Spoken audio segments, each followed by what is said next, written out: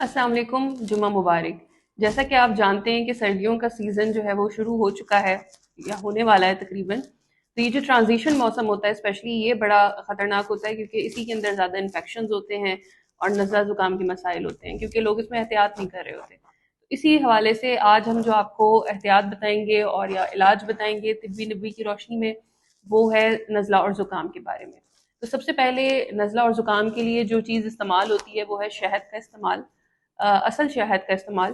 اور اس کے بارے میں حضور صلی اللہ علیہ وآلہ وسلم کی حدیث کا مفہوم ہے جو کہ بخاری شریف میں ہے کہ شفا تین چیزوں میں ہے: ہجامہ میں یعنی کہ کپنگ میں، شہد میں، اور آگ لگانے میں یعنی کہ کوٹری کرنے میں جو ہم کوٹرائزیشن کرتے ہیں، مگر میں اپنی امت کو آگ لگانے سے منع کرتا ہوں۔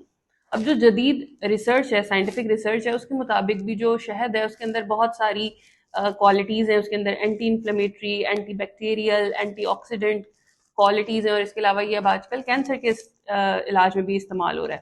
تو نزلہ زکام کے لیے آپ کو اس کو کس طرح استعمال کرنا ہے کہ آپ نے ایک چمچ جو اصل شہد ہے اسے ایک گلاس نیم گرم پانی میں استعمال کرنا ہے صبح اور شام میں، اور اگر چاہیں آپ تو ایک چھوٹا سا ادرک کا ٹکڑا بھی اس میں ڈال سکتے ہیں۔ پھر دوسری چیز آ جاتی ہے کلونجی کا استعمال۔ کلونجی کے بارے میں جو ہے حضور صلی اللہ علیہ وسلم کی حدیث کا مفہوم اس طرح ہے کہ کلونجی میں ہر مرض کی شفا ہے سوائے موت کے، اور یہ بھی صحیح بخاری کی حدیث 50688 میں موجود ہے۔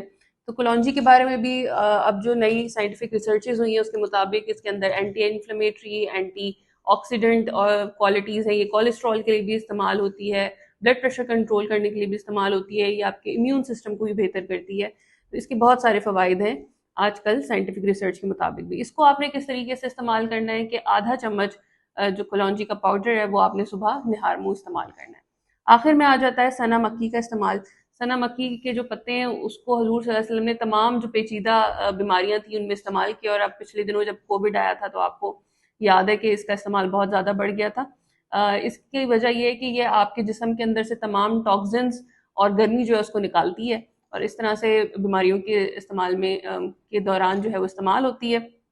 اس کو استعمال آپ نے کس طرح سے کرنا ہے کہ اس کو ابال کے چھان لیں، اور اس کا جو پانی ہوگا اس کو شہد کے ساتھ ملا کے صبح اور شام استعمال کریں۔ تو یہ کچھ چیزیں تھیں جو کہ آپ نزلہ زکام کے دوران طب نبوی کی روشنی میں استعمال کر سکتے ہیں۔